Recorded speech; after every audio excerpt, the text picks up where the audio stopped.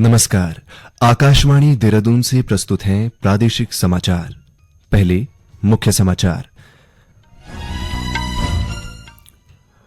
प्रधानमंत्री नरेंद्र मोदी नई दिल्ली में नीति आयोग की शासी परिषद की 10वीं बैठक की अध्यक्षता कर रहे हैं।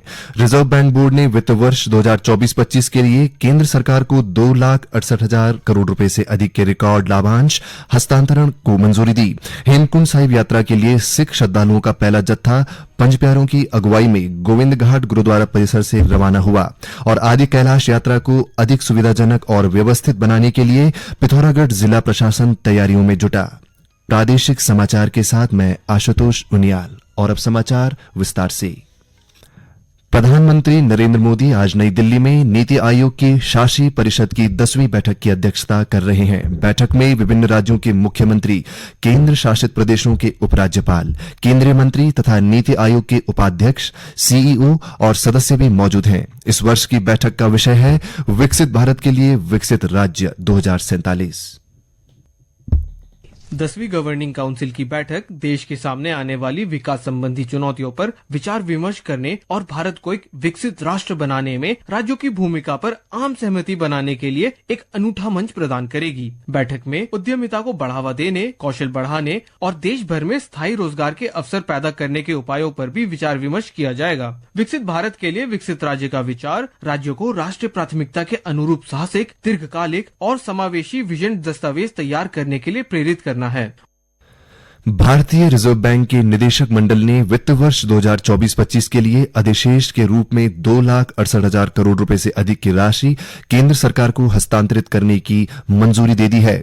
मुंबई में रिजर्व बैंक के गवर्नर संजय मल्होत्रा की अध्यक्षता में बोर्ड की बैठक में यह निर्णय लिया गया। बोर्ड ने घरेलू और वैश्विक आर्थिक स्थिति की समीक्षा करते हुए वर्ष 2024-25 के लिए बैंक की वार्षिक रिपोर्ट और वित्तीय विवरणों को भी स्वीकृति दी। यह बैंक का सरकार को दिया गया अब तक का सबसे अधिक लाभांश हस्तांतरण है।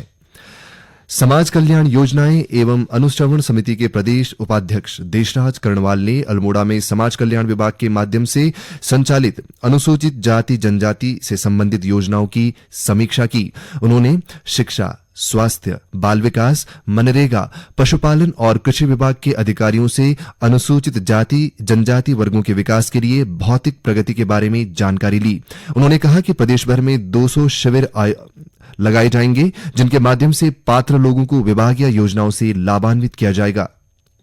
जो 200 शिविर हम पूरे प्रदेश भर में 95 ब्लॉक, 105 नगर पालिका, नगर पंचायत और नगर निगम है, उसमें हम लगाने जा रहे हैं। उससे पहले जो भी समाज कल्याण की योजनाएं हैं वो 100% में अंतिम छोर पर बैठे हुए व्यक्ति तक जाए, उससे पहले वो सारी योजनाएं वहां तक पहुंचेंगी और बाबा साहब अम्बेडकर और पंडित दीनदयाल उपाध्याय जी का सपना साकार होगा। जो चीजें जैसे प्रचार प्रसार या अम्बेडकर छात्रावास में जो मूलभूत सुविधाओं के बारे में यहाँ पर चर्चा हुई है, उसको पूरी करने के लिए डीडीओ साहब और समाज कल्याण अधिकारी मैडम ने पूरा आश्वासन दिया है कि कैंप लगने से पहले सभी योजनाओं को मूर्त रूप दे करके अंतिम छोर पर बैठे हुए व्यक्ति तक पहुंचाया जाएगा। टिहरी के जिलाधिकारी मयूर दीक्षित की अध्यक्षता में जिला सभागार नई टिहरी में लखवाड़ बांध प्रभावित काश्तकार संघर्ष समिति की बैठक आयोजित की गई। इस दौरान परियोजना प्रभावित काश्तकारों ने जिलाधिकारी के समक्ष अपनी समस्याएं रखी, जिसमें अधिकृत भूमि की धनराशि को बढ़ाने, परियोजना के लिए नई भूमि के अधिकरण, प्रभावितों की परिसंपत्तियों का सर्वेक्षण, राजस्व ग्रामों का विस्थापन, कृषि मजदूरी में वृद्धि, रोजगार के लिए आरक्षण, प्रभावितों के बच्चों को तकनीकी शिक्षा आदि शामिल थी। जिलाधिकारी ने धनौल्टी के एसडीएम को संबोधित विभागों से समन्वय कर समय निर्धारित करते हुए 1 माह में सभी जगह का सर्वेक्षण करके रिपोर्ट प्राप्त कर उपलब्ध कराने को कहा। उन्होंने कंपनी को कुशल और अकुशल कर्मचारियों की नियुक्ति के लिए समिति से संपर्क करने और बच्चों के साक्षात्कार लेने के निर्देश भी दिए। ये समाचार आकाशवाणी के देहरादून केंद्र से प्रसारित किए जा रहे हैं। ताजा समाचार के लिए आप हमारे सोशल मीडिया एक्स व Facebook page Akashvani news Uttarakhand को फॉलो कर सकते हैं। साथ ही ये समाचार हमारे YouTube channel Akashvani news Uttarakhand पर भी उपलब्ध हैं। चमोली जिले में हेमकुंड साहिब यात्रा के लिए सिख श्रद्धालुओं का पहला जत्था आज पंज प्यारों की अगुवाई में पवित्र निशान साहिब के साथ गोविंद घाट गुरुद्वारा परिसर से रवाना हुआ। इस जत्थे में लगभग 4000 श्रद्धालु शामिल हैं, जो आज देर शाम घांगरिया पहुंचेंगे। रात्रि विश्राम के बाद कल सुबह यह जत्था घांगरिया से रवाना होगा और लगभग पूर्वाह्न 10 बजे हेमकुंड साहिब पहुंचेगा। इसके बाद इस वर्ष की पहली अरदास होगी और हेमकुंड साहिब के कपाट श्रद्धालुओं के लिए खोल दिए जाएंगे। जिला प्रशासन ने यात्रा के लिए सुरक्षा के विशेष प्रबंध किए हैं। पूरी यात्रा मार्ग पर खासतौर से पहले जत्थे के साथ कड़ी पुलिस सुरक्षा तैनात की गई है, ताकि श्रद्धालुओं की सुरक्षित और व्यवस्थित यात्रा सुनिश्चित की जा सके। प्रशासन और गुरुद्वारा प्रबंधन समिति के सहयोग से यात्रा का आयोजन शांतिपूर्ण और सुव्यवस्थित ढंग से सुनिश्चित करने के लिए सभी जरूरी प्रबंध किए गए हैं। पिथौरागढ़ जिले में पवित्र आदि कैलाश यात्रा को व्यवस्थित, सुरक्षित और श्रद्धालुओं के लिए सुविधाजनक बनाने के उद्देश्य से आदि कैलाश विकास समिति ग्राम सभा कुटी के पदाधिकारियों की एक महत्वपूर्ण बैठक हुई, जिसकी अध्यक्षता जिलाधिकारी विनोद गोस्वामी ने की। इस दौरान यात्रा को लेकर विभिन्न निर्णय लिए गए। एक रिपोर्ट। बैठक में ये सहमति बनी कि समिति वाहनों से पहले से तय 100 रुपए प्रति वाहन ग्रीन टैक्स और सुविधा शुल्क वसूला करेगी, जिसके लिए प्रशासन से अनुमति आवश्यक होगी। यात्रियों की सुविधा के लिए जोलिंगकांग से पार्वती कुंड तक 3 वाहनों की शटल सेवा शुरू की जाएगी, जिसमें वृद्ध और शारीरिक रूप से असमर्थ श्रद्धालुओं को प्राथमिकता दी जाएगी। साथ ही यात्रा में केवल स्वस्थ घोड़ों खच्चरों के संचालन की अनुमति होगी। इनके लिए टैगिंग, सैंपलिंग और बीमा अनिवार्य होगा तथा मुख्य पशु चिकित्सा अधिकारी से स्वास्थ्य प्रमाण पत्र लेना जरूरी होगा। ये सेवाएं स्थानीय लोगों द्वारा ही उपलब्ध कराई जाएंगी। घोड़े खच्चर सेवा के लिए 2500 रुपए का शुल्क निर्धारित किया गया है, जिसकी सूची यात्रा मार्ग पर प्रदर्शित की जाएगी। जिलाधिकारी ने यात्रा के सफल संचालन और स्थानीय आजीविका संवर्धन के लिए ग्रामीणों से प्रशासन के साथ सहयोग बनाए रखने का आह्वान किया है। उन्होंने सभी से अपील की कि यात्रा के दौरान कानून व्यवस्था का पालन करें और अतिथि देवो भव की भावना से श्रद्धालुओं को सम्मान और सुविधा प्रदान करें। आकाशवाणी देहरादून के लिए समाचार कक्ष से आशा भट्ट। टिहरी जिले में भिलंगना विकासखंड के सीमांत गांव गंगी में आजादी के बाद बिजली पहुंचने से ग्रामीणों में खुशी का माहौल है। इसके अलावा गांव में भारत संचार निगम लिमिटेड द्वारा मोबाइल टावर लगाने का कार्य भी प्रगति पर है। ऊर्जा निगम ने करीब 4 माह के भीतर गंगी गांव में बिजली की लाइन पहुंचाई। अब गांव में बिजली के कनेक्शन लगने शुरू हो गए हैं।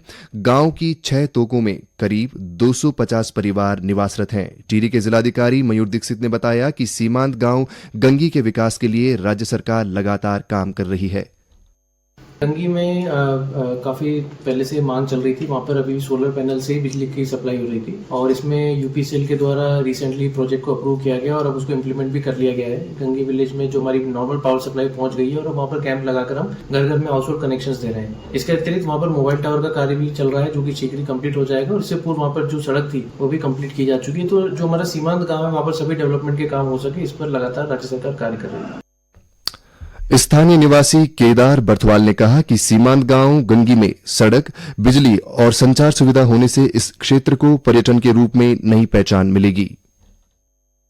टिहरी जिले के सुदूरवर्ती गांव जो गंगी की पर्यटन की दृष्टि से बहुत महत्वपूर्ण गांव है, आज मैं बड़े हर्ष के साथ आपको बताना चाहूंगा कि ये गांव में आज बिजली पहुंची है और निश्चित तौर पर जैसे ही आज ये गांव जगमगा रहा है और निश्चित तौर पर आने वाले समय में ये गांव जो है संचार माध्यमों से जुड़ने वाला है और इस प्रकार से ये गांव आज आज़ादी के इतने साल बाद मुख्य धारा से जुड़ने वाला है। ये हम सबके लिए हर्ष का विषय है। इसके लिए मैं आंदोलनकारी साथियों का, अपने माननीय विधायक जी का और अपने जिले के जिलाधिकारी महोदय का मैं विशेष रूप से आभार प्रकट करता हूं। अंत में मुख्य समाचार एक बार फिर।